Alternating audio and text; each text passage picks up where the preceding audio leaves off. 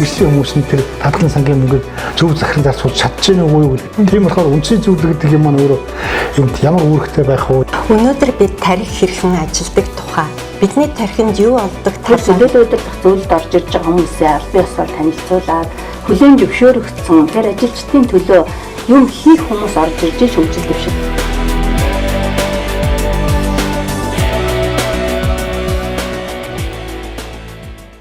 Сайн байцгаана уу эрхэм хүндэт үзэгчдээ. Эрүүл мэнд ба мөнгө нэвтрүүлгийн ээлжид дугаар эхэлж байна. Өнөөдрийнхээ дугаараар бид бяцлаглалын тухай, випшна бяцлаглалын тухай ярилцахаар бяцлаглалын багш эрхэм хүндэт Ширэндүү багштайгаа уулзаж байна. Ингээд бидний урилгыг хүлээн авсан танд баярлалаа. Баярлалаа. Өнөөдөр сайхан энэ телевизийн ярилцлаганд төрсөнд баярлалаа.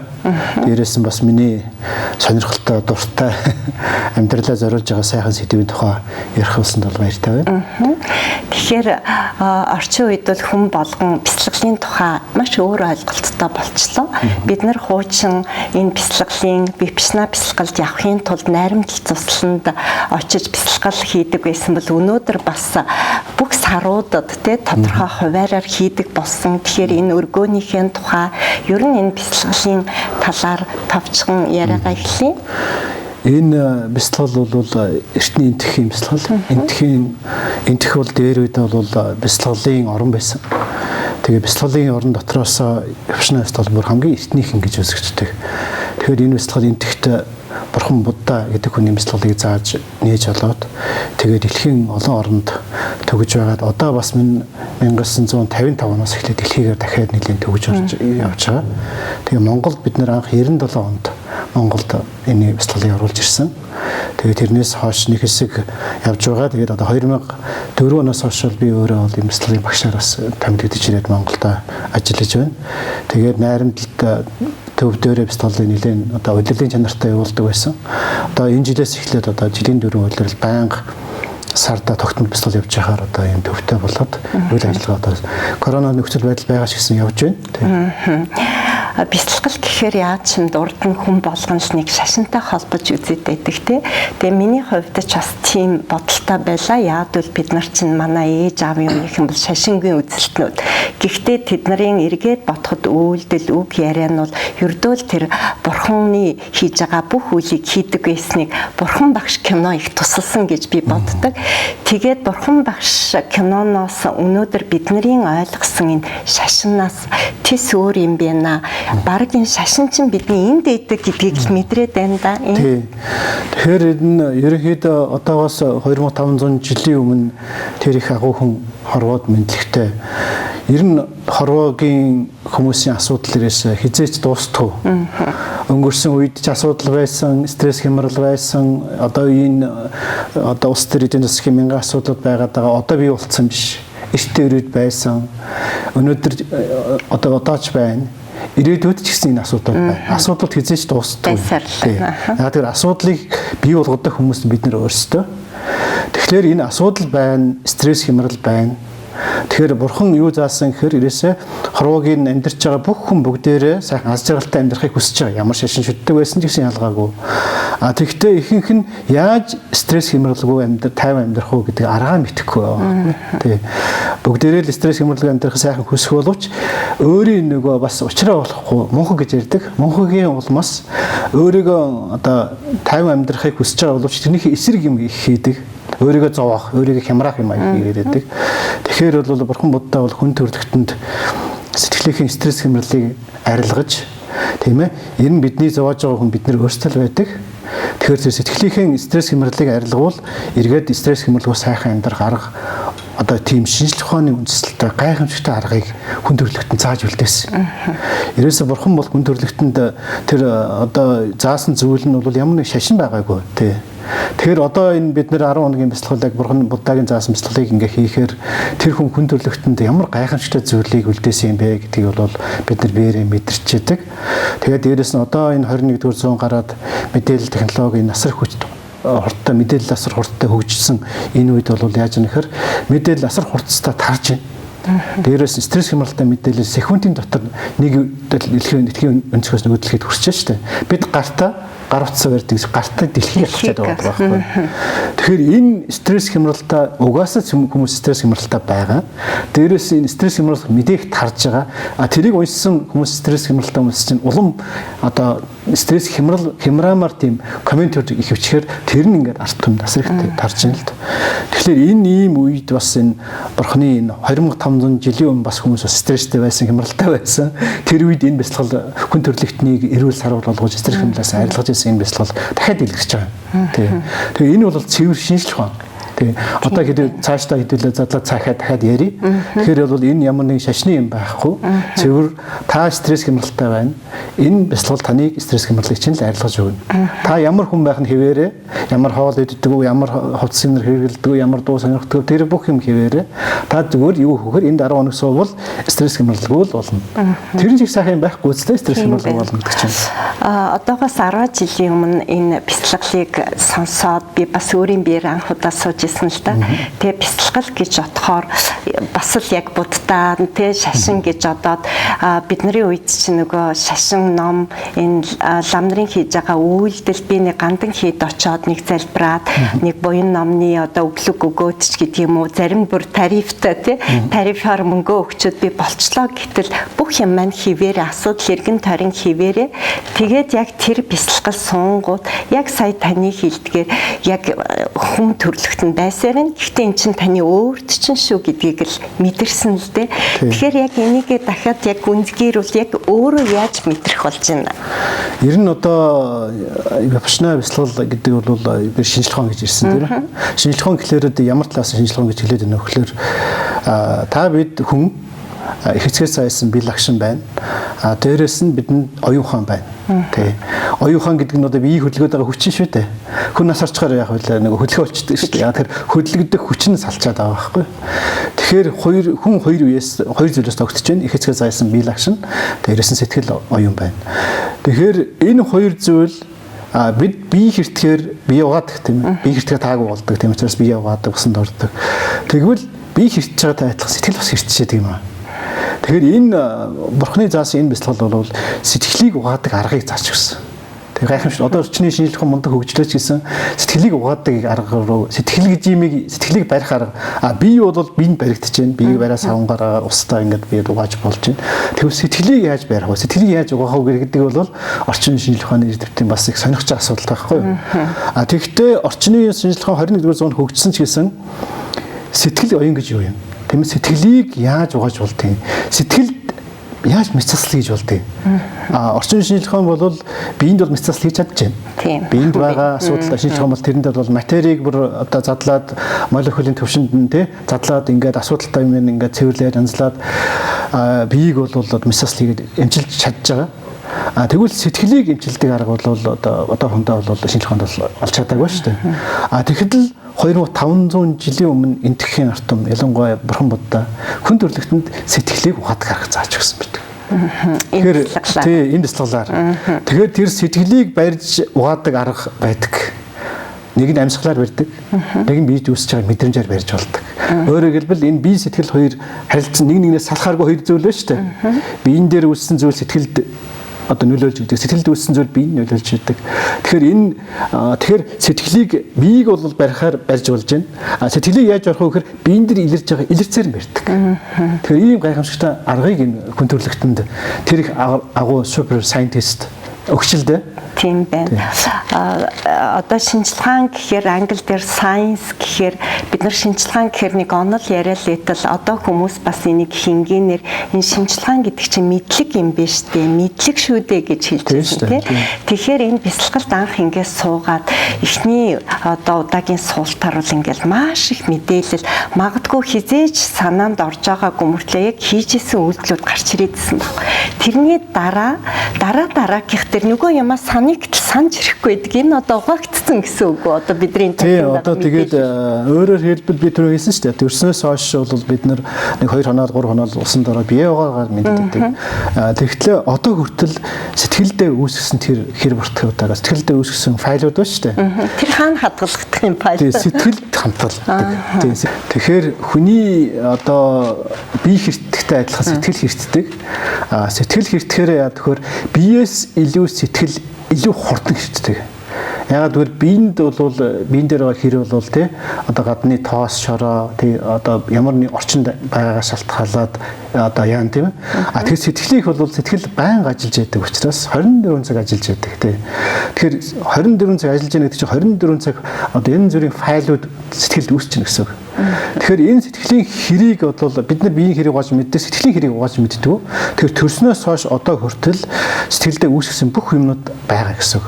Бид нар болохоор ингээд амралтанд яваад ч юм уу юунд яваад ч юм уу за ингээд сайхан болчихлоо гэдэг гоё болчихлоо. Гэхдээ тэр файлууд дарагдаад сэтгэлийн гүн рүү чинь орсноос биш тэр алгуулаа устаагүй. Тэгэхээр одоо бурхан хүн төрлөختөнд заасан зүйл нь юу гэхээр биеэ сайхан угааж мэдчихээн. Тэгвэл сэтгэлийн хэрийг бас угаая. Биений хэрийг угаагаад ингээд хэрэггүй болоход ямар сайхан болдог вэ? Тэгвэл сэтгэлийн хэрийг угаах бол гайхамшигтай байдаг. Тэгэхээр энэ бурхан Буддагийн заасан энэ бясалгал бол яг 10 хоногт бол сэтгэлд хийдэг мэс заслын ажил явагддаг. Тэгэхээр мэс засал ихээр та айгу хүнд сонсогдож байна тий. Мэс засал ихлээр одоо хүн одоо ямар нэг мэс засал хийнэ гэхээр одоо яа тэгэхээр тодорхой эмнэлэг дээр очдог тий. Эмнэлэг дээр орчдог. Бид нар ч гэсэн бас яг ингээл энэ 10 хоног ингээл бясалгалын төв дээр ирдэг. Яа тэгэхээр бясалгалын төв яваад ямар ч хэрэгтэй гэхээр бясалгал хийж сэтгэлийн үнд орч мэс засал хийх зөгцсөн орчин байдаг. Яг тэгвэл олон удаагийн бясалгал хүмүүс хийсээр хагаад маш сайхан энергийн орчин байна. Энд нөгөө бохир орчин байхгүй. Бясалгал хийхэд нөгөө сэтгэлийнхээ үн рүү орж бясалгал хийхэд бол их цэвэрхэн орчин. Эмнэлэг бас цэвэрхэн байдаг л да тий. Тэгээд нөгөө бүр уур амьсгал гэх нь зүгээр нэг цэвэр ариун гэхээс илүү баг нөгөө энергийн гэж сүлээ. Тий олон удаагийн хүмүүс бясалгал хийсээр хагаад асар гоё энергийн орчин бий болчихсон. Тэгээд энэ энергийн орчин энд бий болохоор яа тэгэхээр дэлхий дээр байгаа тэр сайхан энергитэй холбогдоод энэ ингээд нэг юм энергийн орчны одоо чинь нөгөө антентэй ажиллах болчихж шүү дээ холбогдоод. Тэгэхээр бясалгын төвүүд бол тийм байдаг. Тэгэхээр бясалгын төв дээр бясалгал хийдэг энд нөгөө их тийм дандаа нөгөө бохир үйлдэлийг хордог тийм ээ. Тийм учраас бясалгын төв бол маш цэвэрхэн. Тэр яг эмнэлэг шиг тийм. Эмнэлэгт мэс засал хийгээд орж байгаа нэсэстэй засаг бол маш сайхан цэвэрхэн байдаг шүү. Гаднаас хүн оролдог. Яг тэрнтэй адилхан мэс засал энэ 10 хоногийн бясалгал сууж ирж байгаа хүмүүс бол энэ бясалгын төвийн сайхан цэвэрхэн орчинд ирээд тэгээд энд ирчээд гаднаас холбоо тасардаг. 10 хоног гадны орчин. Тэнд эмнэлэгт мэс засал хийж яхад бас гаднаас хүн оролдог үстэй тийм. Яг тэрнтэй адилхан. Тэгээд энд 10 хоногт юу байдаг вэхээр эхлээд суусан хүмүүст эхлээд нэг 5 суртахууны 5 зарчим даахыг бол санал болгодог.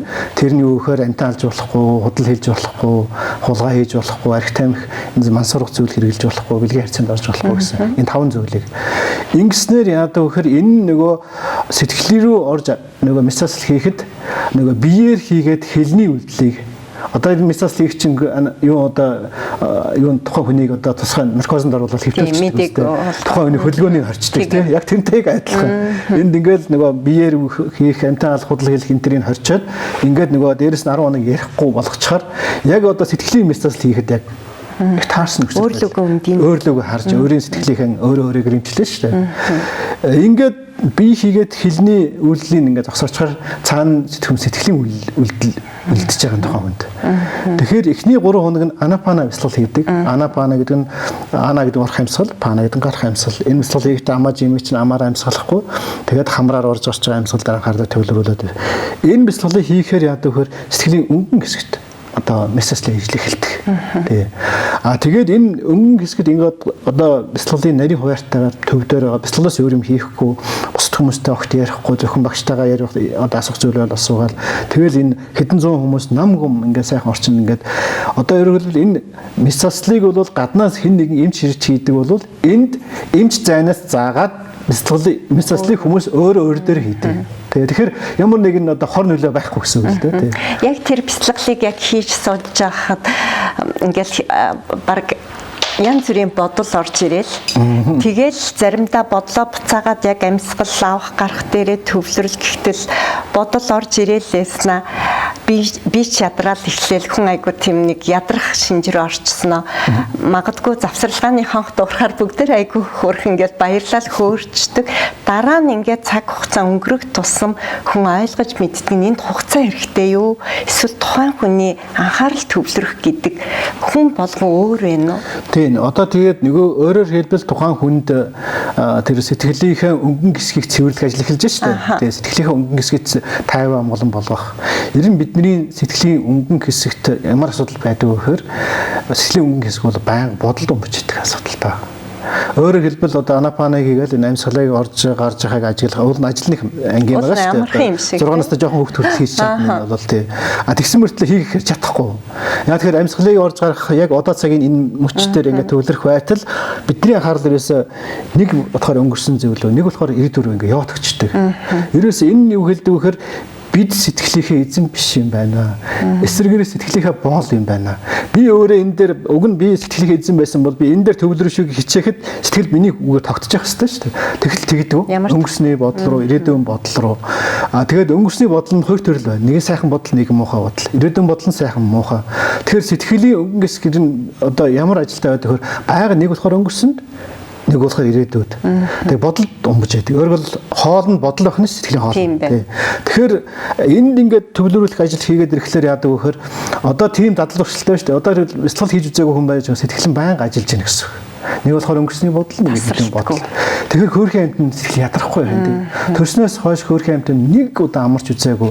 Шөнө унтах гад хөвцсөн ч гэсэн бодол дотор өмж аваа унтдаг. Тэр нь бодлон цаашаа зүйдлээд үргэлжлээд явдаг. Тэгэхээр сэтгэлийн өнгөн хэсэг бол яаж юм нөхөр 24 цаг ингээ байнга ажиллаад байна. Анапана бяцлал хийхээр яг хөөөр ирээдүйрөө явуулахгүй, өнгөрсөн явуулахгүй яг энд авчирч. Тий. Тэгээд нөгөө та мэдэн шүү дээ бяцлалын өглөөнөөс аваад 4:30-аас аваад орой 9 цаг хүртэл ингээл өдөрт 10 цаг энэ бяцлалыг сууж хийдэг тий. Ингээд энэ цайхан төвийн орчинд нам гүм сайхан нэрэгтэй гоё нэрэгтэй бохор нэрэгтэй эсвэл сэтгэл хэмрээ тогтохгүй шүү дээ. Тэгээд сайхан одоо туршлага хий багшийн удирдлагаар ингээд энэ бяцлагыг хийгээд ирэхлээр яванд юм тогтоод ирдэг. Тогтоод ирнэ. Тогтоод ирэхээр яаж юм нэхэр тэр ингээд өсчиж байнга ажиллаж яадаг оюун ухааныг хөрхийг амраах гэдэг байхгүй юу? Тэгээ байнга ажиллаж байгаа юм чи ядраад байгаа. Бид нар яагаад стресс шөнөжин унтчаад маргааш ажиллаж шиг ядраад байгаа шалтгаан нэхэр шөнө унтахад бие нь хэвтэж амарч исэн бол сэтгэл нь нөгөө амраах арга мэдэхгүй учраас нөгөө бодол дотор унтчихдаг. Тэгээ шөнжин бодол нь яваа хондог. Тэгээ хөрхөнд нь бие нь амарсан, хөр сэтгэл нь амраагүй. Одоо энэ бяцлагыг хийснээр яадаг вэхэр сэтгэл амрааж эхэлнэ. Яг амьсгалыг орж байгаа, гарч байгаа. Бид нар өнгөрсөнд амьдарч чадахгүй шүү дээ. Ирээдүйд амьдарч чадахгүй яг одоо цагт байх хэрэгтэй байдаг. Тэгэхээр энэ бяцлагыг хийгээд ирэхлээр сүүлдээ яадаг вэхэр яг одоо цагийнхаа юм дээр төвлөрчдөг. Төвлөрөд ирэхлээр хөөрхөн оюухан амьдралдаа анх удаа амарч эхэлдэг. Амраад эхлэхээр яадаг вэхэр нөгөө сэтгэл чинь дандаа нөгөө бодлоор хооллдог шүү дээ. Тэгэхээр шинээр бодол үүсгэх болчихгоот хуучин бодлоод гарч ирнэ. Таны сая хэлдэг. Өө хананзын бодлоо хуучин мартагдсан бодлоод гарч ирнэ. Тэр үед яг вэхэр бодлогоо бохохгүйгээр одоо энэ нөгөө сэтгэлийн өнгөн хэсэгт байгаа нөгөө файлуудыг одоо компьютерээр авах юм бол ерөөсөө форматлах ажил явах гэдэг шүү дээ. Тэр сэтгэлд байгаа таагүй хэрэггүй мянган бодлуудыг хэрэггүй нөгөө жанк файлуудыг устгах ажил нь юу гэхээр энэ дээрээ төвлөрөөл байх юм тэрийг тоохгүй энэ дээр төвлөрөөд байхаар энэ дээр нөгөө бодол чинь нөгөө сэтгэлийн хоол чинь бодол шүү дээ. Гадна бүр хуучин хоол идэж эхэлж шүү дээ. Тэгэхээр тэр бодлууд араараас сувраад тоохгүй бяцлалаа хийгээд байхаар өөр устаал яваад байна. Өөрөөр хэлбэл сэтгэлийн өнгөн хэсэгт байгаа одоо файлуудыг форматлах ажил яваад эхэлж байна гэсэн. Заримдаа яг энэ амьсгал авах гарахаа ингээд төвлөрөөд анхаарангуй цаг хугацаа аягүй хурдан өнгөрчдөг. Энэ ямар хүчтэй юм бэ? Тийм шүү дээ. 60-тай цаг хугацаа хурдан өнгөрчдөг. Тэрнээс заримдаа бодол орж хизээс авсарч гэдэг нөгөө яа ингээд төвлөрсөн сэтгэл сайхан амардаг. Амраад ирэхлээр бүр хөөрхөн амьдралдаа анхудаа амарч шүү дээ. Амарч байгаа тэр амар амгалан дундаа тэр хооронд цаг хугацаа хурдан өнгөрдөг тий. Тэгэхээр амьдралдаа ч гэсэн гэдэг үстэй. Жаргалтай байх цаг хугацаа хурдан өнгөрдөг. Зовж яхад бүр цаг хугацаа явж өгөхгүй гэж амар олон жил сараа зовцсон юм шиг санагддаг тий. Тэгэхээр бид нар сэтгэл гэж яриад байдаг. Заримдаа сэтгэлийг эргэтэнч гэж үзэх гэдэг тий. Сэтгэл өвдөж ингээд толгоогоо зогтов би яана нэг л бачуураад байна гэд эндээ жоохон мэдрээд байдаг. Тэгэхээр энэ сэтгэл гэдэг эргэтэн за өвгөд эмэгтэй гой сургаалууд байдаг тий. Ээж аав нарын үед бол сэтгэл амруул би ямар амны бэлгээс аштын бэлгээд байдаг. Тэгэхээр түрүүний таны яриан дээр эхлэхдээ нөгөө өнөөдрийн энэ мэдээллийн 90-100-д бид нар чинь тархиад үргэцэн сэтгэлээ амраагаагүй энэ байдлаас болоод гэх. Тэгэхээр хүүхдийн нас хэдий ч нэ одоо хүний нас одоо нас хүүхд байх тусам маш амархан илүү одоо ажиргалтай амьдрах гэдэг байна да. Тэгээ шүү дээ. Одоо төрснөөс хойш бид нар тий одоо ингээл Мишель Манвитн гэтэл одоо 49 жил наслаа шүү дээ. Хэрвээ бяцлал хийж үзээгүйсэн бол 49 жилийн сэтгэлийн жанк файлтай явах нь шүү дээ. Одоо тэр өөрөөр хэлбэл хүний оюун ухаан өөрөө яг супер компьютер шиг багтаамж ихтэй. Тэр тулдаа л болоод байгаа юм. Тэгээд энэ ихтэй ирэхлээрээ л хүн одоо компьютер вирусдахаар одоо компьютер ажиллах болчихдог шүү дээ. Яг тэрнтэй адилхан. Хүн ингээд нөгөө тэр мэдээллүүд нэгтэй ирэхлээр. Тэгэхээр энэ нөгөө хүүхэд бол дөнгөж төрөөд тий одоо төрснөөс хойш нөгөө файлууд бага байгаа, цэвэрхэн байгаа. Хүүхдүүд бол ялангуяа бяцлаглалыг бол маш сайхан хийдэг шүү дээ. Яг тэгэхээр бид нар ингээд суух гэхээр нөгөө яг нөгөө амьсгалыг ажиллаад энэ сайхан ажлаа хийж ятал нөгөө жанк файлууд руу орж тэр бодолд руу өнгөрсөн бодол ирээдүйн бодолд байгаа юм байна. Тэгэл бие банк хөтөлгөө хийдэг. Тэгээд дээрээс нь одоо би одоо ингээд 10 хоног ингээд бяцлал хийхээр ингээд хүмүүс игдээ. Нуруу муруудад амар хэцүү байлаа. Энэ сая бяцлал хийгээд бид нар бие рүү чинь тийм өвдөг юм хийчихгүй шүү дээ. Төрснөөс одоо хүртэл ирээс өөрлөгөө анзаарч байгаагүй бид нар. Одоо кино театрт очиод хэдэн цагаар кино үзээ суудаг. Өвддөг үү те? Өвдөж байгааг анзаардаггүй л байсан болохоос биш. Тэ? Одоо ингээд сэтгэл ингээд байнга өнгөрсөн ирээдүр явж байгааг бид нар анзаардаггүй. Ер нь одоо ингээд нөгөө бяцлал хийгээд ирэхлээр аяндаа яваа явцсан дүнд ойлгодод ирсэн шүү дээ. Бидний сэтгэл ингээд нэг бодол дуусаагүй байтал дахиад бодол. Бүүж яг галзуу хүн шиг байдаг байхгүй юу? Галзуу хүн гэж юм дээ. Нэг юм бодол яриад нэг юм ярьжсэн дахиад мэрэ дахиад ирв. Яг бяцлал хийх гэхээр хүн болгон яг өөрөө өстой галзуу байгаагаа ойлгодог байхгүй. Тэгэхээр бид нар галзуу биш шүү дээ. Галзуурах байдалтай энэ маягаар тэрийгэ зогсоож авахгүй бол цаашдаа эвгүй юмруу явах магадaltaй гэсэн үг байхгүй. Тэгэхээр энэ эхний 3 хоногт явдаг энэ бяцлал болохоор яг сэтгэлийн өнгөн хэсэгт хийдэг бяцлал. Сэтгэлийн өнгөн хэсгийг 50 амгалан болгоод 50 амгалан болоод ирэхлээр яадаг вэхээр 50 бус болгодог сэтгэлийн мөн хэсэг нь арилдаг. Өөрөөр хэлбэл энэ чимээс л өөрөө өгч байгаа шүү дээ. Тийм. Тэгэхээр энэ сэтгэлийн өнгөн хэсгийг ингээд хийгээд ирэхлээр сайхан 50 амгалан болоод хөөрхөн амарч штэ. Төрснөөс хойш одоо хүртэл байнга ажиллаад хөөрхөн тэгэл одоо стресс хямрал тэндэ байжсэн сэтгэл оюун ухааныг яг амьсгал дээр төвлөрөөд тэгээд өглөөнөөс аваад тогтмол тэгээд сайхан биеийн бяцлаглалын сайхан гоё орчинд нам гүм саадгүй орчинд бяцлал хийгээд харьяа сайхан төвлөрөөд тэгээд төвлөрд ирэхлээр хүн төвлөрөх үед гоё 50 амгалан болж байгаа тоо хүн мэдрэн гутаа бяцлалаар үлээж шамдж эхэлдэг. Энэ чинь гоё юм байна гэдэг мэдрээд эхэлдэг. Тэгээд энэ төвлөрөөд ирээ сайхан 50 амгалан болоод ирэх үед яг хөөр тэр сэтгэлд байгаа өөрийг нь 50 бус болгодог зүйлүүд арилж эхэлж байгаа байхгүй юу? Энэ нөгөө сэтгэлийн муу мисаслихлэр сэтгэл биенд байгаа муу юм авч хайдаг үстэй. Яг тэрнтэй адилхан сэтгэлд байгаа сайныг бий болгох чингууд муу нь өөрөө алгуулад бусдаг. Нөгөө компьютерээр ярих юм бол десктоптоор байгаа файлууд дотор байгаа жанк файлуудыг устгаад хэрэгтэйг нь авч үлдээд хэрэггүйг нь ингээ устгаад явдаг. Тэр нь бол яг сууж байгаа хүнд биеэр мэдэрдээд бүр сэтгэл сайхан 50 болоод амгалан болоод тэгээд бүр янз янзын нөгөө өөрийг хямраадаг байсан бодлоод алгуулад тий. Тэгээд харин ч энэ нөгөө сэтгэл их тийм дэгцтэй болж эхэлдэг байхгүй юу. Олон тийм жанк файл дотор уурчаад ишээ нэг ажил хийх гэсэснэ олон файл дотор тэрийг тэгж хийх үү ингэж хийх үү гэж учраа болохгүй ингээ бужигддаг байсан бол одоо ингээ төвлөрсөн хүн чинь шууд ингээ сайхан төвлөрд нөгөө нэг өөр сэтгэлд нөгөө байдаг зөндөө нөгөө жанк файлууд байх болчин тэгэнгუут яг за энийг ингэж хийх юм байна. Асуудлын шийдлийг ингэж болох юм байна. Гэт ингээд нөгөө их тийм дэгцтэй болдог гэсэн компьютерээр ярих юм бол бас ялгаагүй тийм. Ер нь яг ингээд бяцлал хийгээд дахин бяцлагалд явах тусам нэг бэлэг ирдэг гэдэг. Тэгээд зүгээр өөрийнхөө яг ингээд туршлагаар харахаар энэ олон болохгүй хаа, бүтэхгүй хаа гэсэн энэ мэдээллүүд нь болох юм биш үү, бүтэх юм биш үү гэдэг өөр эерэг юм бодлоод дүрчиж байгаа. Ер нь бяцлал хийгээд хүний сэтгэлийн муу юм арилаад ирэхээр хүний сэтгэлийн сайн хөгжинэ гэсэн үг шүү дээ. Сайн хөгжөд ирэхлээр тэр сэтгэл оюун нөгөө юмыг жоохон сүр талаас нь хандлага биш, эерэг талаас хандах хандлага. Эерэг талаас хандах хандлага чинь тэр сайхан эерэг энерги тухайн ажлыг бүтээхэд нөлөөлөх мэгтэй. Шууд тарих цэвэрлэгдээ сэтгэл. Жишээлбэл одоо нэг хин нэгэнтэй уулзах гээд орохдоо бяцлал хийдэг хүн орох нэг өөр. Бяцлал хийдэггүй хүн нэг орох нэг өөр. Бяцлал хийдэггүй хүн бөө стресс хямралаад дагуулад орно. Бөө бохор энерги таваад орно. Нөгөө орж уулзах гэж байгаа хүнийгээ бохор энерги цохоод орно. Тэгэхээр нөгөө хүнийгээ улам бөхтөөлнө. Тэгээд чиний хэлж байгаа зүйл үгүй гэж хэлэх магадлал ихтэй болно. Бяцлал хийдэг хүн өөрөө сайхан 50 амгалан байгаа. Гоё энергитэй. Тэгээд нөгөө ороход нөгөө хүн нөхөр бяцлал хийж үзээгүй хүн байвал чиний сайхан энергитэй ингээ автаа сайхан тайвширна. Тайвшираад ирэхлээр тухайн ажлыг эерэг талаас нь шийдэх талаасаа тийм ч гоё 50 байгаа хүн чинь бас нөгөө хүн чинь бас хүн туслах гэсэн бодлоо үүсэн шүү дээ. Чиний сайхан энергид автаад тийм. Тэгэхээр энэ нэг бяцлаглалын нэг сайхан тал нь өөрөө аз жаргалтай амьдрахаас гадна эргэн тойронд аз жаргалыг бий болгох. Сайхан энерги сайхан орчныг бий болгох. Тэгснээр өөрөө ч аз жаргалтай, бусдын аз жаргалтай байх. Стресс хямарсан хүн өөрөө зовлонтой, бусдын зовлонтой байлгадаг нь энэ энерги хойлоод байгаа юм тийм. Одоо энэ випашана бяцлаглалыг цэвэр ариунаар нь дэлхийд бас оруулж ирсэн орнууд байна. Монголд ч бас цэвэр ариунаараа ороод ирчлээ л дээ. Яагаад заавалжгүй 10 хоног гэж, яагаад одоо энэ 10 өдөр арай цөөхөн өдөр байж болдгүй мүү гэд. Зарим хүмүүс юу энэ яг одоо бурхны үед бол 49 хоногор бяцлал явдаг байсан тухайн үед бол. Тэгээд одоо орчин үед энэ юуны их хөдөлгөөн ихтэй, стресс хямралтай, ажлын завгүй энэ орчин үед бол энэ 10-аас доошоо болох ямар ч боломжгүй. Ягаад гэвэл тэр нөгөө сэтгэлийн өнгөн хэсгийг цэвэрлэдэг, сэтгэлийн өнгөн хэсэгт мэс засал хийдэг анапана бяцлалыг чинь л 3 хоног тий. 3 хоног гэдэг чинь бас сайн төвлөрч чаддгүй шүү дээ. Дахиад нөгөөх л сармагч оюухан чинь бас л сайн төвлөрч чадаагүй.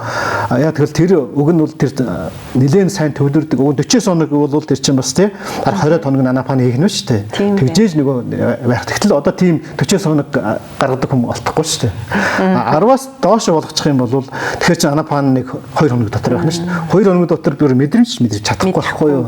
Тэгэхээр нөгөө сэтгэлийн гүн рүү ордог мэдрэмж мэдрэх чадвар хөгжихгүй учраас тэгэхээр энэ тэгээд 3 хоног 4 хоногоос л мэдрэмжээ мэдрээд тэгжээж нөгөө хүний одоо Марачийн сэтгэлийн гүнд мэс засал хийдэг ажил нь эхлэх болцоотой болдог байхгүй. Одоо ингээл хамт ажиллаж байгаа хүмүүсээс зарим хүмүүст энэ бяцлаглалын тухай ингээл ярихаар зарим тэгдэг 10 өдөр хайрын цаг хугацаа энэний оронд би өөрийгөө удирдах чадна, би ингэн тэгнэ гэсэн мөртлөө яг саяны илтгэр тэр хүмүүсийн үйлдэл үйл ярьж байгаа үг хүртэл өөр байна л да. Тэгэхээр бид нар 3 өдөр яг энэ анапана буюу амьсгал дээр төвлөрөх, анхаарал төвлөрөх энэ зүйлийг хийж анхаарал төвлөрөх энэ дасгал гэдэг юм уу энэ үйлдэлийг хийж чадаагүйгээсээ бид нар маш буруу шийдвэрүүдийг гаргах хэрэгтэй. Энэ дээр тодруулах. Жишээлбэл одоо бид нар хэлсэн анапан бяцлал хийж энэ сэтгэлийнхэн одоо өнгөн хэсгийг дэгцэл чадаагүй хүмүүс тийм. Тэгэл нэг олон одоо стресс хэмнэлийн олон бодлууд дотор умбаад нөгөө сэтгэлийн төвлөрөлгүй хүн чинь нэг асуудал гарахад тэр асуудлыг шийдэхээр тэр нь юм бэл одоо нөгөө сэтгэлийн өнгө хэсэгт байгаа тэр олон файлууд дотор төөрчдөг байхгүй. Тэгэл тэр нь зөв юм шиг дэвэн юм шиг. Тэр уур уцаараа. Тэгээд нэг ажил ингээ шийдчихсэн гэвэл өөр ажил бодоод ингээ амардаг ч юм. Тэгэхэд бяцлал хийдэг анапан хийчихсэн хүн болол нэгдүгээр нөгөө анапан хий 3 хоног дотор дэгцсэн байна шүү дээ. Тэгээд сэтгэл дотор нь тийм олон нөгөө одоо хэрэг тэрэггүй олон одоо бодлол орж ирэх болчихж байгаа. Тэгэхээр тэр хүн цэлмэг байгаа хүн чинь асуудал гарахад шууд төвлөрөөд энэ асуудлын шалтгаан нь юу вэ? Яг тэр 50 байгаас шууд шалтгаан руу ороод тэр асуудлыг маш хурдан өөрөөр хэлбэл бяцлал суугаагүй хүн бүтэн өдрийн турш уймарч яхад энэ хүн цагийн дотор тэр ачиг болоод шийдээд дээрээс нь ядрахгүй. Нөгөө хүн бол нөгөө сэтгэлийн олон бодол дотор өмбсараад өнгөсөн тэрийг тэгж хийх үү ингэж хийх үү тэгж хийвэл яасан болохгүй бол нөгөө бөө сэжиглэн шүү дээ бас тийм. Тэгээд энэ хасаар сэтгэл улам ядарчдаг. Ядарч байгаа учраас нөгөө ажлаа амжилт чадахгүй өдөржин болох магадaltaй. Бяцлал хийсэн хүн шууд суулаа, жоохон анхаарлаа төвлөрүүллээ, асуудлыг шийдээд дорн шийдийн болоод дээрэс нь тэр ажлыг хийж дуусгачаад дахиад цаана зөндөө ажил амж болох. Тэгэхэд 10 хоног зарцуулснараа тэр одоо сарын хийх ажлыг очоод 7 хоног төр хийх юм байна. Бүр явх болгондоо бэлэг авдагтай айгүй баяртай байдаг тийм. Одоо ингээд 4 дахь өдрөөс яг випашна хэллээ гэдэг. Тэгэхээр випашна гэж яг юу гэсэн үг юм бэ? Яг энэний цаана. Одоо тэгээд нөгөө би түрүү хэлсэн хүний оюун хаан 2 талтай байдаг. Сэтгэлийн өнгөн хэсэг, гүн хэсэг гэж. Өнгөн хэсгийг бол англи хэлээр бол conscious mind гэнэ. Сэтгэлийн гүн хэсгийг unconscious mind гэдэг. Тэгэхээр энэ хоёр сэтгэлийн оюун хаан маань 2 талтай байгаа даа шүү дээ. Энийг нэг жишгээр тайлбарлаж болно. Жишээлбэл одоо шүн хүн унтаж явах үед шүн унтахад сэтгэлийн өнгөн хэсэг унтдаг. Гүн хэсэг бол ерөөс унтдаг 24 цаг ажилладаг. Тэгэхээр бид нар шүн унтаж байгаад нойрмоо босоод хүнжил унтахаар босч аваа. Тэг ялаа шумул цогч ялаад. Зарим хүмүүс шүн ингээ босоо нойрмоо гүйгээд хүнтэй юм яриад хөргөж онгоолгоод. Энэ үед яаж яах вэ гэхээр өнгөн хэсэг унтсан болохоор гүн хэсэг нь унтаагүй. Яг тэр өнгөн хэсгээс хураасан бүх мэдээллүүд сэтгэлийн гүндэ хадгалагдчихдаг учраас тэр нь одоо унтах үед нь сэтгэлийн гүн хэсэг нь ажиллаад энэ төрөгч нь тийм байдаг гэдэг ажиллаад яваад байгаа байхгүй юу. Өшөө басны жишээгээр хэлэхэд одоо манай залуучууд одоо архиуд хүмүүс мэдэх байх. согтоогоор заримдаа тэг архиугаад согтохоор машина бүр авчираа гэртээ парклаад угаад бүр ингээ орж ирсэн өглөө усчаад гоо би тэрэнд тэдний 2 жилийн муужсэн санаж байна. Тэрнээс хойш яаж ирэв би гэдэг ингээд сэтгэлийн өнгө хэсгээс огцсон болохоос гүн хэсэг нэрээс одоо бүх мэдээллийг байж бас аваад ингээд нөгөө нэг гэртээ машин хаан тавьдаг бүх мэдээллийг мэдж байгаа ч тэгээд авч хийчихдээ ороод ирчихэж байгаа байхгүй. Тэгэхээр ийм хоёр тал байгаад байгаа бас сэтгэлийн өнгө хэсэг үс. Тэгэхээр сая анапана бясалгаас сэтгэлийн өнгө хэсгийн хэрэг ярилцдаг хэрэг урт ярилцдаг явдаг стресс хямрал ярилцдаг. Тэгээ яг анапана хийгээд ирэхлээр сүлдээ бүр сайхан 50 амгалан болоод энэ 50 амгалан болсон сэтгэлээрээ сэтгэлийн гүн рүү нэвтрэх ажил явагддаг. А сэтгэлийн гүн хэсэг яадаг вэ гэхээр 24 цаг биений мэдрэмжтэй холбоотой байдаг. 24 цаг биеинд үүсэж байгаа мэдрэмжийг мэдрээд сайхан мэдрэмж мэдэрдэг дурладаг мохоо мэдрэг дургуутдаг. Тэгэхээр сэтгэлийн өнгөн хэсэг төрөө хэлсэн тийм ээ. Байга өнгөсний бодол ирээдүйн бодол бомбал сайхан бодол дурлал мохоод дургуутсаал ирээдүйн бодол сайхан бодол ингэж байнга өнгөсний дээр усч яадаг байнга ажиллаж яадаг. Энээс болж ядарч яадаг хөнөө шүү дээ. Бид нэр байж байгаа стресс хямраал гэвэл уур цаар ингэдэд байгаа чинь сэтгэлийн өнгөн хэсгийн тавгуутлаас болоод байгаа. А мөн сэтгэлийн гүн хэсэг нь яаж яхаар 24 цаг бас ажиллаж яадаг хөрхий. Баян ажиллаа сайхан мэдрэмжийн дурлал муухай мэдрэмжийн дургуутсаалаа төхөл гар явдангууд бид нар автомат хөдлөөд байгааз. Энэ нэр сэтгэлийн гүн хэсэг бүр тусдаа ажилладаг болчихсон. Тэгээд сэтгэлийн гүн хэсэг чинь энэ сэтгэлийн гүн хэсэг бас 24 цаг ажиллаж байдаг. 24 цагт байнга тавгуутлалтай байдаг. Сэтгэлийн тэнцвэр гэж байдаггүй. Тэгэхээр сэтгэлийн гүн хэсэг асар стресс хямралтай тас хэсэг байна гэсэн үг. Тэгэхээр энэ анапан хийгээд 3 хоног ингээ сайхан төвлөрсөн 50 амгалан болсон сэтгэлээрээ сэтгэлийн нэг хэсгээрээ нөгөө хэсэгт бясалгал хийх ажил явагддаг. Их гоё ажиллаа бас тийм ямар ч 50 бас 50 бас нэг сэтгэлээрээ энэ одоо өөрөөр хэлбэл сэтгэлийн өнгөн хэсгийн мэдэрдэг гүн хэсгийн мэдэрдэг байсан өнгөн хэсгийн тустай байсан юм энэ хоёр нэгж эхэлж байна. Одоо манайхан хоёр оюун хаан сэтгэлийн өнгөн хэсэг хоёр манайхан одоо нэг сүүлийн эрдэмтэд одоо хоёр тархи нэгдлээ гэж ярьдаг. Энэ тархины асуудал биш л дээ. Оюун хаанд энэ гавлыг оюун хоёр асуудалтай. Тэгэхээр энэ хоёр ингээд нэгдээд сэтгэлийн өнгөн хэсгээр гүний хэсгийн мэдэрдэг мэдрэмжийг мэдрэнгуутаа сэтгэлийн өнгөн хэсэг чинь 50 улам болоод ухамсартай болсон байгаа шүү дээ. Энийгээр сэтгэлийн энэ гүн хэсэг чинь нэг сайханд дурлал муухад дургаас дандаа эргэцэлтэй шүү дээ. Эргэцэлтэй байгааг нь боловсрдог. Яг л биеинд мэдэрч байгаа нэг мэдрэмж одоо мэдгэж байгаа мэдрэмжийн нэг сул тал юу байдаг вөхөр хөрч өөрчлөгддөг байдаг. Ямар ч мэдрэмж хэцүү байлаа гэд мөнгөд байдаггүй. Ямар сайхан мэдрэмж мэдгэлээ гэд мөнгөд байдаггүй. Тэгэхээр энэ гүн хэсэг болохоор тэрийг мэдэхгүй сайханд дурлал мохоод дургуусаал хямраад байгаа шүү дээ. Тэрнээс болоод энэ сэтгэлийн байнга ажиллаж байна, байнга ядарч байна. Стресс хямралыг одоо бидний стресс хямраад байгаа шалтгаан гаднаа биш. Энэ дотор байгаа даа. Бид нэр өөрөөсөө энийг нөгөө бидний нөгөө төрснөөс хойш нүд дандаа гадагшаа хараад заяатсан болохоор дандаа гадагшаа харж байна. Бидний шалтгааныг зовлон шалтгаан хэн нэгэн гэж бид нэр боддог. Үнэндээ бид нар өөрөөсөө бусдаас буруу хаагаал. Сэтгэлийн өнгөн хэсэг чинь байнга ажиллаа ядарч байна. Сэтгэлийн гүн хэсэг чинь бас байнга сайхан мэдрэмжийн дурлаад дургуутсаад ингээ энэс бол байнга ажиллаж байгаа учраас ядраад байгаа байхгүй. Одоо энэ хоёрыг амраадаг ажил хийх гэдэг. Тэгэхээр анапан хийгээд ирэхлээр сэтгэлийн өнгөн хэсэг амарч байгаа.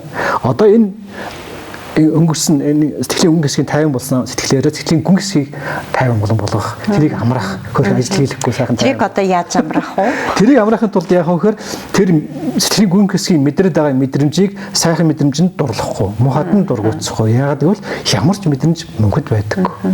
Яагаад гэвэл сайхан мэдрэмжинд дурлаа явуул жоохон байж байгаа алга болчиход эргээд зовлоо. Сайхан мэдрэмж гэхээр яг юу гэж хүмүүс ойлгох вэ? Биеинд одоо таатай мэдрэмж. Нэг гоё мэдрэмж. Одоо зовлонтой мэдрэмж гэхээр хөл гараа өвдөл. Таатай мэдрэмж хэрэлж ирэлцсэн эргэнсэн толгой маягийн урсгал маягийн те одоо энэ лугшсан таатай мэдрэмж өөрөөр биеинд өөрөө сэтгэл санааг зовоогоод ахаргүй мэдрэмж гэсэн. А таагүй мэдрэмж гэхээр биеийг зовоох. Хөл гараа хөдөлгөөл те нэгтэй иймэрхүү мэдрэмж бод. Тэгэхээр сэтгэлийн гүн хэсэг яаж яах вэ? Байнга энэнийг ингэж ажиллаж ядарч яадаг учраас одоо тэрнийг сэтгэлийн өнгөн хэсгээр ороод одоо тэрийг мэдрэнгуутаа сайханд дурлахгүй. Яг л эн чинь байж байгаа алга болчт юм байна. Байж байгаа алга болчхоор тэрэнд дурлах юм бол эргээд зовлон болт юм байна. А таагүй мэдрэмжтэй дэргээ зовлон ойлгох шүү дээ. Таатай мэдрэмж бас дотроо намайг зовоох чанарыг агуулж байгаа юм байна. Энэ нэг wisdom оюун хаан бэлгүүн бий болдог байхгүй. Тэгээд ухамсарлаар эн чинь дурлахаар зовлон дургуутахаас зовлон юм байна. Дурлах ч дургуутсах шүү.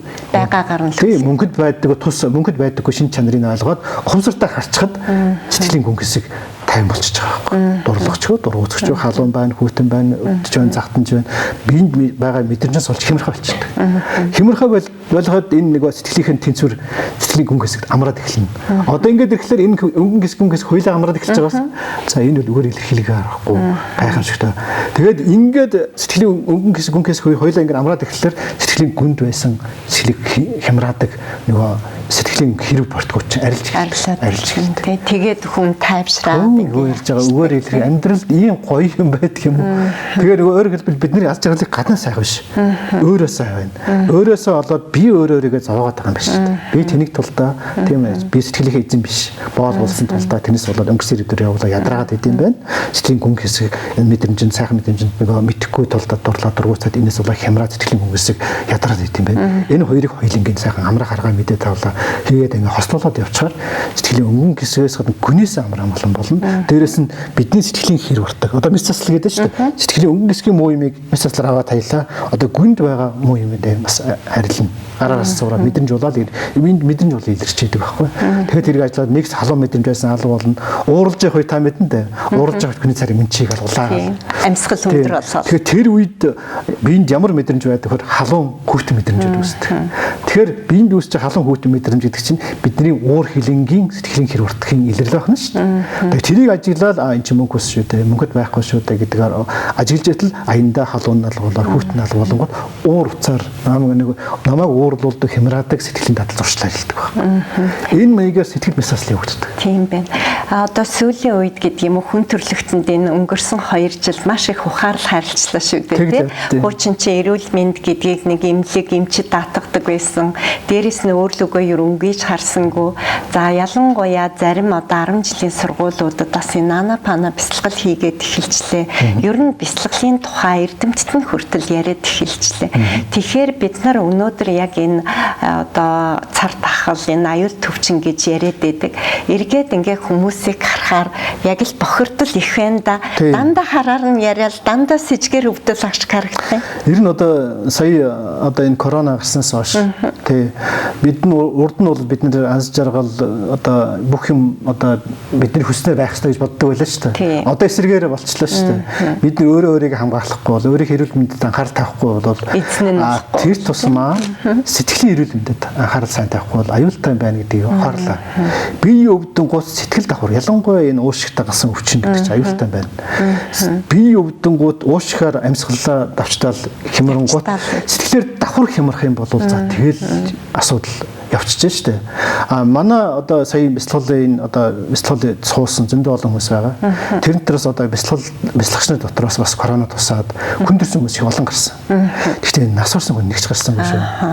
Тэгэхээр тэд нар яаж вэ гэхээр нөгөө сэтгэл хямрах үед сэтгэлээ хямрлаа тогтоод гаргаа мэдчихэ нөгөө амсгалаа ажигладаг тэгээ биений мэдрэмж ажигладаг энэ чинь энэ хоёр дадал зуршил бий болтны хоёр өөрийнхөө тэр хямрал үүсэх үед одоо өөртөө тусалдаг хоёр нарийн бичгтэй болчихлоо шүү дээ амсгалаа ажиглаа сурчсан биенийхээ мэдрэмж ажиглаа сурцсан тэгээд тэрийг ажиллангууд тайвшрангууд нөгөө уушхаас болж сэтгэл энэ нөгөө амсгал давчиж байгаа сэтгэлээр хямрахаа болчихгонгууд энэ чинь ерөөс буцаад өвчнийхэн тал нь алах болчиход байгаа. Тийм байна.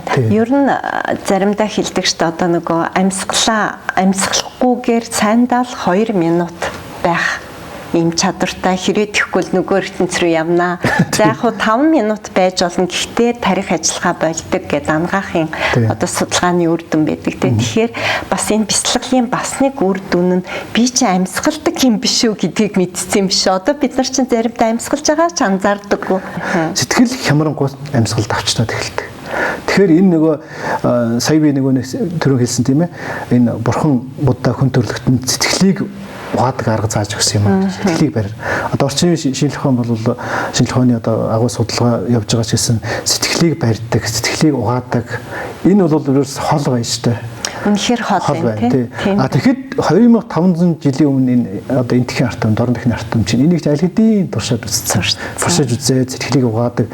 Дээрээс нь бүр одоо 19 дугаар зуунд гарч ээж нээж байгаа одоо атом молекул, нейтро протон гэж байна шүү дээ.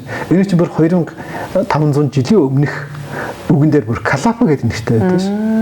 Тэгэхээр бид нэр одоо орчин шинжлэх ухаан бас ингээд нөгөө дорн дахины юм руу одоо тэр нөгөө хин хэллээ шүү дээ тийм ээ. Тэр Европын одоо Эйнштейн гэдэг хэллээ шүү дээ. Одоо шинжлэх ухаанд зохицсон шашин бол буддизм байна.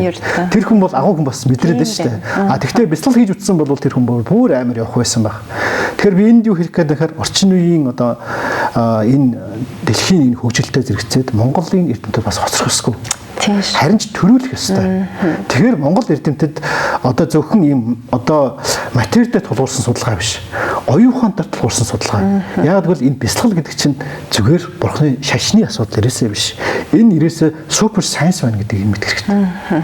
Тэгэхээр энийг ингээд бидний хувьд бол бяцлал хийгээд биеэр мэдэрч байгаа учраас энийг бол хэлэхэд амархан байна л да. Сууж үзег хүмүүс бол ойлгохгүй байх. А тэгэхээр үнэхээр шинжлэх ухааны одоо явж үзээгүй талбар руу монголчууд одоо орж боломж байна шүү дээ. Та хэллээ шүү дээ. Туршилт хийе, танаатай судалгаа хийе. Бяцлал сууж байгаа хүмүүсээс төрж ирсэн судалгаа авъя, дуусгарын судалгаа авъя. Болно шүү дээ. Ярцын дунд бас тархин дээр одоо ингээд нэг аппарат тавьж байгаа судалж болно. Тий. Одоо жишээл бяцлал эхлэхэд хүмүүсийн царай нэг өөр. Одоо зураг авдаг хүн бол авч байна. Тэгээд бяцлагын явцад ирээд яа тэр энэ дотор сэтгэл амар амгалан болохоор тэр дотор хүн чинь одоо сэтгэлийн амтан шүү дээ. Сэтгэлийн амар амгалан царайн дээр илэрдэг. Бүр инээдэг юм биш үү? Сая орж ирэхдээ танихгүй хүмүүс ингээ инээгээл тогтсон гоо биш шүү дээ. Нөгөө сэтгэлийн ийм сайхан амар амгалан амьдралдаа мэдэрч байгаагүй юм аз жаргалыг гадна төрснөөс хойш одоо хүртэл гадна төрцөөс хайж явсан олоогүй уламжлалт хямарсан. Тэгтэл 10 хоног бүх юм хаяад суухад юу эн чинь одоо тийм тэгэхээр үгээд илэрхийлэх арга бүр хөнгөн болчдөг юм биш үү? үү? Би хөнгөрөө сэтгэл хөнгөр аргагүй нөгөө би биений усанд ороо биений хэр арилжах ямар гоё болдог вэ? Сэтгэлийн хэр арилгах нь биений хэрээс арилгахаас хэдэн тэрүүн дахин илүү шүү дээ.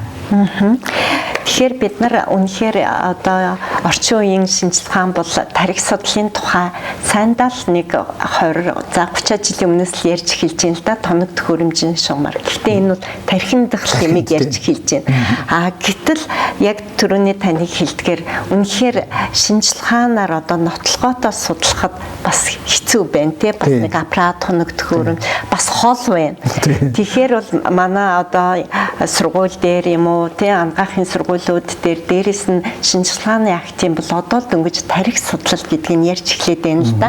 Гэхдээ энэ бол бас яг тарих биш юм аа. Энэ биш. Тарихээ гавл биш шүү дээ. Гавл ярьж байгаа. Оюун ухаан гэдэг чинь энэ бие сэтгэл хоёр ингээд энэ биенд байгаа ам байгаа газар болгон оюун ухаан байгаа. Тэгэхээр зөвхөн энд биш шүү дээ. Энд биш ээ тий. Тэгэхээр бид нар одоо ингээд 10 өдрийн бяцлаглыг дүүргээд хамгийн сүүлийн өдөр бас нэг гоё бяцлал болдог тий. Тэнд бол ингээд хүмүүс бол яг 10 өдөр юу бүхэл юмаа эргэж ингээд бодоол. Гэхдээ муу юм бодогдгоо болчтой. Дээрээс нь тэр нинжин гэсэн бяцлал яг ямар учиртай нинж гэдэг үгээсээ тайлбарлаа. Тэгээ яг 10 хоног ер нь хүн стресс хямралтай нөө сэтгэлийнхээ хэрэг дарагдсан байгаа үү те. Их стресс хямралтай байдаг учраас дандаа өөрийгөө боддог. Ерөөс бусдын төлөө гэсэн сэтгэл гаргах их хэцүү байдаг байхгүй.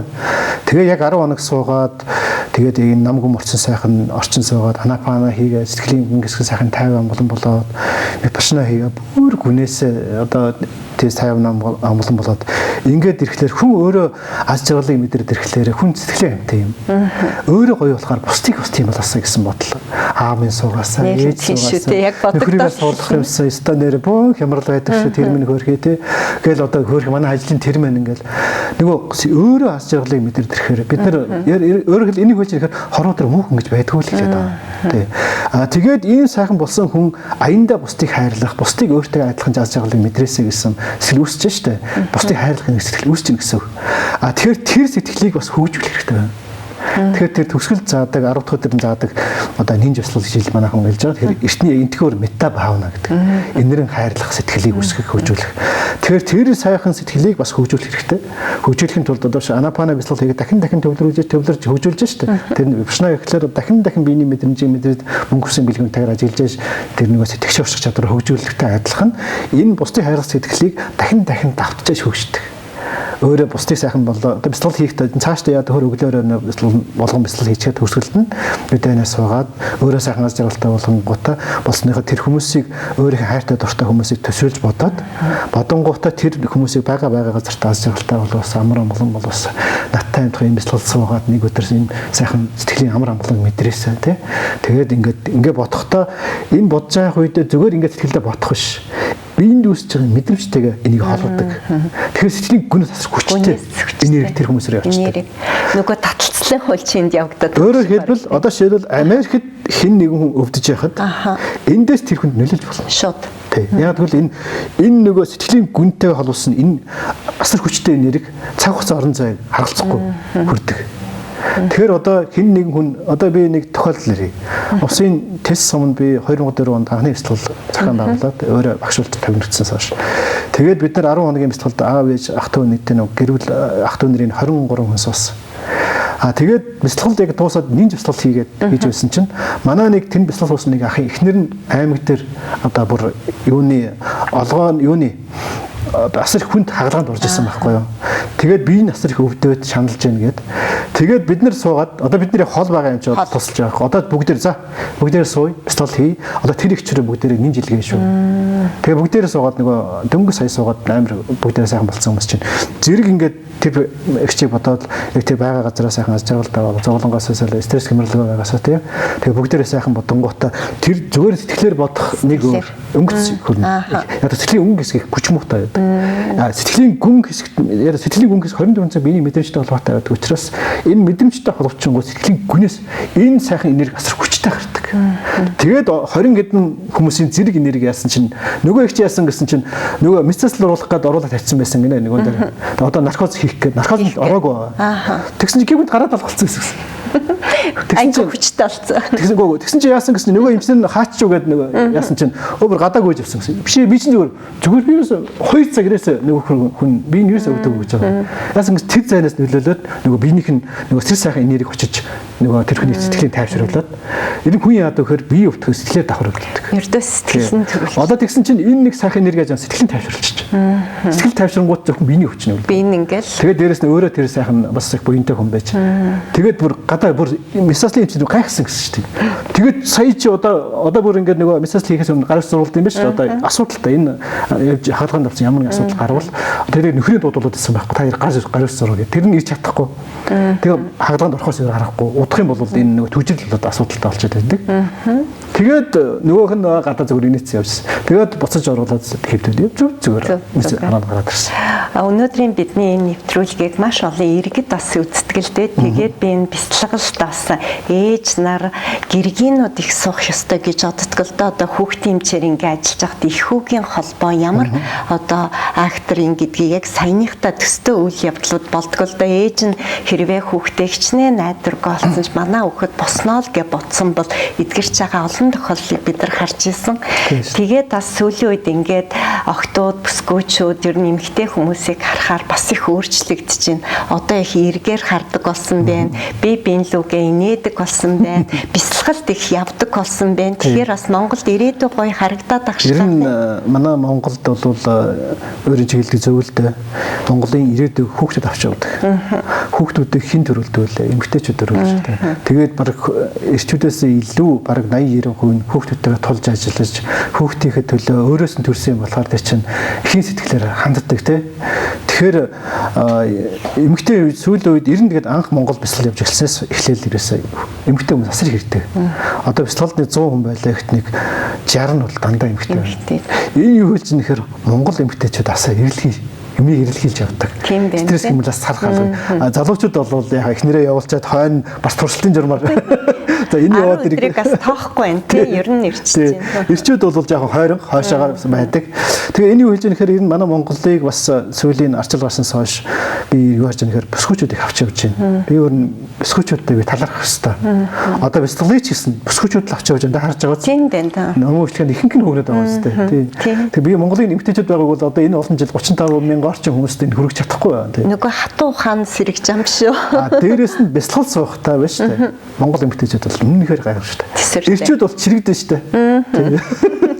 Энэ юу хэлж ийн гэхэлэр нөгөө эрэгтэй хүн чинь өөрийнхөө эрэгтэйлэг чанараа гадна хадгалаад эмэгтэйлэг чанараа дотор хадгалж явдаг юм байна. Эмэгтэй хүн болохоор эрэгтэйлэг чанараа дотор хадгалаад эмэгтэйлэг чанараа гадна хадгалдаг. Бяцлал хийхдээ дотор байгаа гардаг. Яг тийм байх шүү тий. Дээрээс нь бас яхаа эмэгтэй хүн чинь бас нөгөө хүүхд төрүүлсэн тийм юмыг тийм одоо хэцүү хэрэг зүйлийг давж туулсан учраас хэрийн бяцлалын хөл өвтгөл тоохгүй. Тийм байна. Анх ингээд суугаад нөгөө хатуу шийдрийн судал гэл нэг цаг гэхэд бас хэцүү байсан шүү. Дараа нь болохоор энэ баг бие мартчихж байгаа нь сэтгэл хүчтэй болоод ирж байна. Эхэндээ нөгөө бяцлал хийж үзээгүй анхаарал төвлөрүүлээгүй байхад яа тэгэхээр сэтгэлийн муу тал нь дээлээд сэтгэл сул дорой байгаад бяцлал анапана хийгээд явшнаагаа хийгээд яваад тахад сэтгэл хүчтэй болоод ирдэг. Сэтгэл хүчтэй болоод ирэхлээр биений хүчнээс бол хямрхаа болоод ирдэг. Ер нь асуудал бол ер нь та нар эмчнээс гэсэн мэдж байгаа. Тухайн хүн өвчтэй хүн байлаагаад сэтгэлээр өвдөхөөр өвчин улам нэмэгдчихдэг те. Сэтгэлийн тайтгаруулчаар гайг болоод байдаг. Тэрнтэй адилхан яг бяцлалын нэг хүнд олгодог, сургадаг гол зүйл бол биений өвчнөөс сэтгэлээр хямрахгүй байх чадварыг сэтгэлийн бүр гүндэн суулгаж өгдөг. Тэгэхээр энэ бол эргээд нөгөө цаашдаа ямар нэг өвдөхөд тэрийг давах чадвар асар их хүчтэй болдог. Тэгээ бяцлалд сууж байгаа зарим одоо тохиолдлуудаар бол хүнд өвчтэй хүмүүс ирээд бяцлалаар зүгээр болсон тохиолдол бас байдаг. Хавдрын асуудалтай байсан одоо хавдар нь бүр ингээд том болсон байна. Ийм тэгээд яг бяцлал суугаад эргэж очиод эмчд үзээс нөгөө бүр жижиг юм болсон байна. Нөгөө сэтгэлийн хүч гэдэг тэр нөгөө сэтгэл цэвэршээд ирэхлээр цэвэрсэн сэтгэл бол асар хүчтэй ийм лазерын энерги шиг. Тэр нөгөө муу молекулууд устгадаг байж таарч шүү дээ тийм ээ. Тэгэхээр бяцлалын гайхамшиг бол одоо үгээр илэрхийлэх юм байна. Сэтгэл гэдэг дээр яг л анзаарагддаг л да ингээ хүнд онш сонсчихж байгаа гэж бодоод шинжилгээнийхээ хариуг хүлээхэд бүр өвдцэн тэ шаналцсан. Тэгэл яг онш яг биш байнагийн гутал өөрөө ирэхгүй сэрэгцэн гэдэг нь үнэхээр сэтгэл биднийг л авч явдаг юм. Сайхан энэ манай эмчнэр тийм ээ энэ бяцлалыг сайхан суугаад бүгдээрээ үзвэл яг хүмүүстэй ажиллаж байгаа тухайн хүнийг биеийн эмчилгээсээ өмнө сэтгэлийн жоохон эмчилдэг ахтаа мэддэг бол их зүгээр. Тэгэхээр хүн хүний ер нь сэтгэлийн амтан шүү дээ. Сэтгэлээр л өөдрөг байвал биенийхээ өвчнийг давуу гарах магадлал ихтэй. Би тэгээ бяцлалд сууж байгаа хүмүүст хэлдэг бас туйлжиж болохгүй. Биений өвчөнд эм хэрэгтэй. Сэтгэлийн өвчөнд бяцлал хэрэгтэй. Тэгэхээр энэ эмчилгээний бас зайлшгүй нэг хэсэг бол таарах гэдэг байгаа зү. Ердөө л нэг хэсэг нь тий. Эм хүртэл нөгөө эмийн шинжилгээ плацебо гэдэг хурамч эмийг нэг хүнд жинхэнэ эмийг хүнд өгөөд хурамч эмийг тайлбарлсан жинхэнэ хөхтөд тайлбарлаагүй. Тэгээ үр дүн гэтэл тайлбарлсан нь гэдэг нь нөгөө ухаан сэтгэл гэсэн үг. Тэгээ хүний сэтгэлийн тэр нөгөө сайхан сэтгэлийн чи энерги те тэрийг одоо хүнд нөлөөлж штэ те. Тэгэхээр бол энэ сэтгэлийг одоо энэ ангаадаг энэ дорн дахны гайхамшигтай аргыг суугаад л хүмүүс ойлгоно л да. Бидний та бүхэн ярихаар одоо заагаа суусан учраас асуудал ойлгомжтой байна. Хүн өөрийн биеэр мэдэрчээж л юмыг ойлгодог юм байна. Тэгэхээр та одоо ингээд сая бол ингээд ангаахын хүмүүс эмч мэрэгчлэтнүүд ер нь өвчтөн ч гэсэндээ нэг бяцлал гэхээр зарим гадаадын улс орнуудад бас нэг тасгийнхаа хажууд бяцлаглын ч юм уу эсвэл залбирлын ч гэдэг юм уу. Тэгэхээр бяцлал гэдэг ингэчхээр манад бол одоо юу вэ ингээд завилж суух юм. Заавал завилж энэ чинь ер нь баргалж ламнар завилдаг юм биш үү гэх гээд байдаг. Тэгэхээр энэ бас завилж суух ямар учиртай юм. Ерөнхийдөө бол бяцлалыг бол ямар ч байралд хийж болно. Сая л анапана бяцлал хийдэг л шүү дээ. Анапана энэ хамраар орж байгаа гарч байгаа амьсгалал тэд нар анхаарал төвлөрөх тасгал байх нь шүү дээ. Тэгэхээр энийг бол ямар ч байралд хийж болно. Заавал завилж суух шаардлагатай биш. Яг тэр амьсгал 24 цаг орж гарч байгаа. Тэгэхээр тэр чи сандалдаа сууж исэн ч орж байгаа. Тэгээ орондоо хөвтөжсэн ч орж байгаа. Тэгэхээр энийг энэ дээр төвлөрүүлээд энийг л орж гарах ажиллал хийж чадчихвал ямар ч байдлаар хийж болно. Тэгэхдээ яагаад завилж суугаад байдаг вэ гэхээр энэ бяцлалын төвлөрлийг илүү сайн хөгжүүлэхийн тулд нөгөө завилж суусан тохиолдолд би ингээд доктортой байхад сэтгэл тогтох магадлал илүү их байдаг. Хэвтгэр л унтчих магадлалтай ч юм уу, нойр хүрээд нозоорохч асуудал гарах ч юм уу, тийм асуудалтай байдаг. Дээрээс нөгөө төвлөрөл одоо тийм сайн болж өгдөг. Тийм байна. Ер нь хүмүүс нэг хэсэг чинь энэ ардчлалын өмнө ч ер нь хүн болгон л амжилтанд хүрнэ л гэд яваад байдаг те. Тэгэл нэг юм л яваал байдаг. Амжилт шагнал урамшуулал гавья цол хэрэгнэ гэж нэмэгдээд байтал ихэнх хүмүүсийг эргээ харахад нэг л сэтгэл тайван биш байгаа нь харагдаад байдаг. Тэгэхээр ер нь хүний амьдралын хүсэл нь яг юу юм бэ? Бүгдээрээ нөгөө аз жаргалтай амьдрахыг хүсэж байгаа. Аз жаргалтай амьдрахыг хүсэхлээр нөгөө аз жаргалтай байдал энд эхлээд бий болж иж гадна бол сайн гэдгийг анзаарахгүй учраас гаднаас аз жаргал хайж яваад шүү дээ. Нэр алдартай болох гоё юм байна. Тэгэл нэр алдартай болчихвол сайхан башин барилгатай. Тэгээд их баян болчихвол сайхан гэх юм. Энэ хоёр байна шүү дээ. Тэгэл одоо тэр нь тэгээд энэ нөгөө мөнгө төгрөгийн төлөө сая төгрөгтэй бол тэрний цаана тэр мөнгө тав байдаг. Энэ нөгөө шунал нөгөө нэг илүү мөнгөнд чунах шунал нь нөгөө давхар хөгжөөр яваад байгаа учраас сэтгэлээс хандаг байхгүй юу. Тэгээд нэр алдартай болсон ч гэсэн байнга магтуулмаар байдаг. Дахиад. Энэ ингэхээр нөгөө аз жаргалыг гаднаас хайгаад олдгоо. Тийм. Аз жаргал ихтэй энэ бий болох хэрэгтэй. Сая миний хэддэг тэр сэтгэлийн мөнгө хэсгийг 50 мөнгө. Энэ нөгөө хичнээн мөнгөтэй төгрөгтэй нэр алдартай болсон ч гэсэн сэтгэл чинь амарддаг. Сэтгэлийн мөнгө хэсэг чинь бодол думбуддаг байнга ажиллаж ядарч байна. Сэтгэлийн мөнгө хэсэг чинь бас биений мэдрэмж нэг сайхан дудлага мохот нургуцаа байнга ажиллаад ингэ ядарч байна. Чиний дотоод ертөнц тайван бус байгаад байгаа учраас энэ нөгөө гаднаа сайхан байгаад. Тийм учраас энэ дотор амар амгалан байвал хаач байсан жаргалтай. Дотор сэтгэл амар амгалан биш бол диваажинд байсан зовлонтой. Нэг жишээ хэлээ л да. Одоо хүмүүс боддог амар алдартай болчвол эсвэл баян болчвол аз жаргалтай бол. Майкл Джексон байна дээ. Майкл Джексон чиг алдартай хүн хаана байлаа да тийм. Хаа байсан Африкийн бүр өсөж мэдэхгүй Африк ТV нэг тосхны нэг нөхөр хойно Майкл Джексон зураг тавьчихсан. Майкл Джексон гэдэг. Танихгүй хүн байхгүй. Тийм алдартай. Өгөнөр алдарттайгаар жаргалтай байвал Майкл Джексон байх юм да. Баяны хувьд бол Майкл Джексон асар баян байсан шүү дээ. Бүр Neverland гэдэг бүр өөр гэсэн. Бүр амьдардаг бид нар ч бол нэг байшинд амьдарч хат нөхөр бүр нэг бүхэлд нь юм хотхон байсан шүү дээ. Тэр дотор кино театртаа бүх юм бар ресторанта тэр Майкл Джексон өөртөө үйлчлүүлдэг. Бүх юм билэн. Тэгсэн мөртлөө яасан гэхээр тайван болсон. Унтж чадахгүй. Сэтгэл нь тайван болсон. Амьдралын эцсийн мөч дээрээс тэр нөгөө бас жоохон өөрийг нь муулсан шүү дээ. Амар нэг тэр нөгөө жоохон хүүхдүүдийг буруу бэлгэн асуудалтай. Тэгээ тийм асуудал гарангуут тэрнээс хямрангуут нөгөө тэр сайхан юм дотор амгалан байж чадахгүй, тайван байж чадахгүй. Тэгэнгүүт нь тайвширахын тулд нөгөө энэ зэн хар таймих энэ зэн эхлээд тайвшруулах юм хэрэгжилж байсан. Тэгэнгүүт нөгөө сэтгэлийнхээ хэрэг уртгийн арилгах ажил хийхгүй тайвшруулах эмээр дарахаар яадаг хөр тэр хэрэг доош нь дараал төр зур сэтгэлийн өнгөс жоохон тайвшруулж байгаа л энэ дахиад алгуулна сэтгэлийн гүнд байгаа нөгөө гарч ирж галдуулал аав шиг эргээл нөгөө зовлон нэмэгдсэн хэвээрээ тэгэнгүүт илүү хүчтэй юм хэрэглэн илүү тэгээ бүр сүлдө харт тайм наркот тэгж байгаа тэндээ хордож нас орсон шүү дээ. Хөөхөн одоо нэг 10 хоног над дээр хүрээд ирсэн бол энэ өдөр Майкл Джексон энд байгаа. Тэгэхээр аз жаргалыг гаднаас айвш. Харин энэ дотор амар амгалан байдаг аргыг сурчгаад гаднаа тийм байвал дотроо диваажин гаднаа диваажин сайхан. Ширэнд багштайгаа ингээл яриад амирэн тэгээ багшийн маань цаг бас их үн цэнтэй байгаа. Тэгээ эргээд одоо бид нар өнөөдөр бас их тийм биднээс нэг шаардж байгаа нэг өөр үе ирчээд байна те. Эд материал гэхээсээ илүү эрүүл мэнд нэг талаасаа та эрүүл байхдаа бас мөнгөө яаж хадгалж болох уу? Магадгүй алдчих юм бол мөнгө чинь урсаад явчих юм а гэдэг дээр та бас энэ нэвтрүүлгийг үзэж байгаа иргэдэд үзэгчдэд маань хандаж зөвлөвл.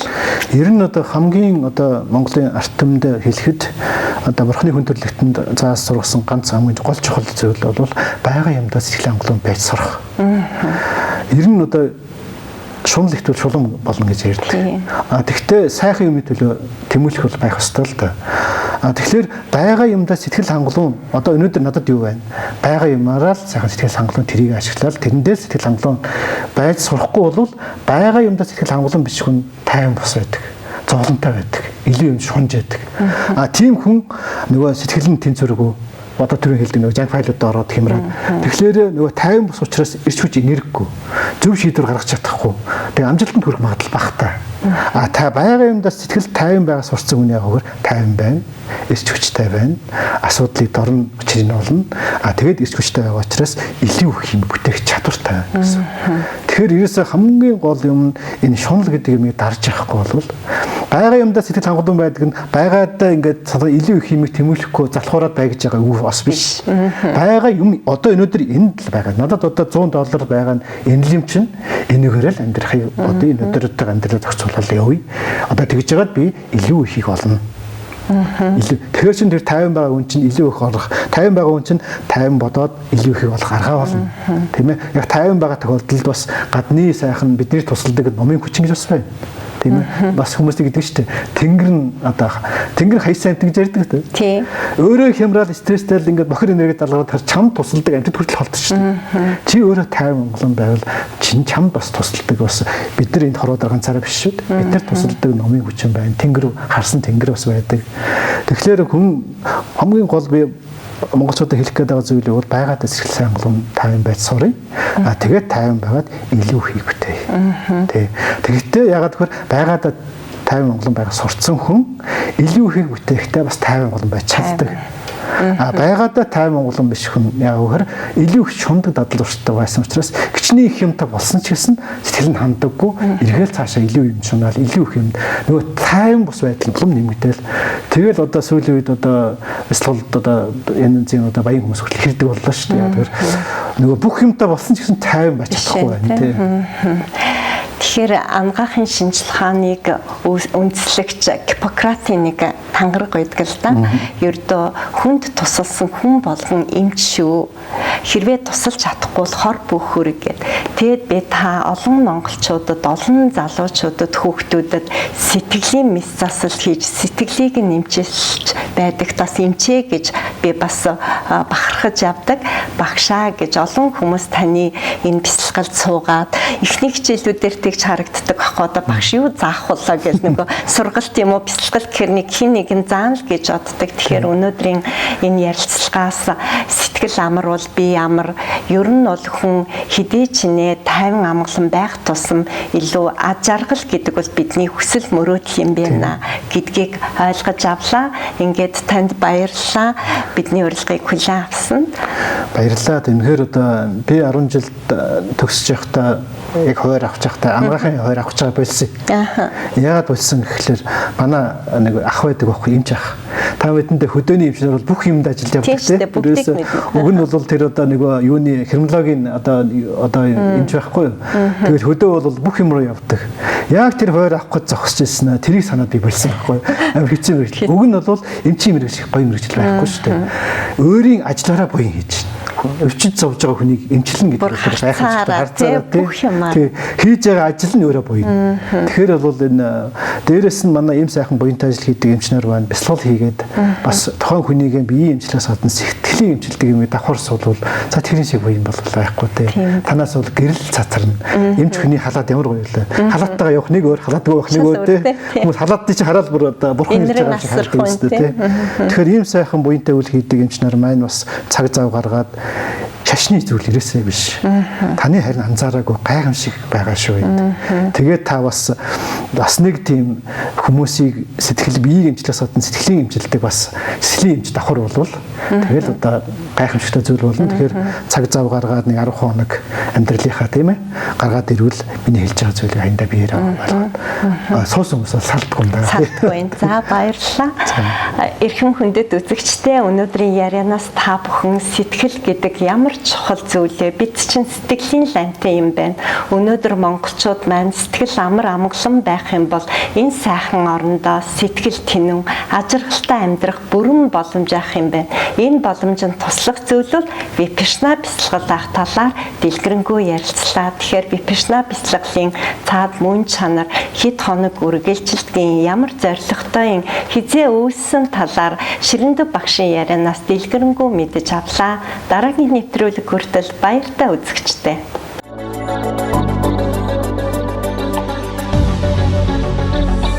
Ирсэн хүмүүс нь тэр тадлан сангийн мөнгөд зөв захиран зар сууж чадчихна уу гэвэл тийм болохоор үнцэн зүйл гэдэг юм маань өөрөө энд ямар үүрэгтэй байх вэ? Өнөөдөр бид тарих хэрхэн ажилдаг тухай бидний тархинд юу олдог талаар өдөр дах зүйлд орж ирж байгаа хүмүүсийн аль биесээр танилцуулаад хүлээн зөвшөөрөгдсөн тэр ажилчдын төлөө юм хийх хүмүүс орж ирж хөгжил дэвшиг.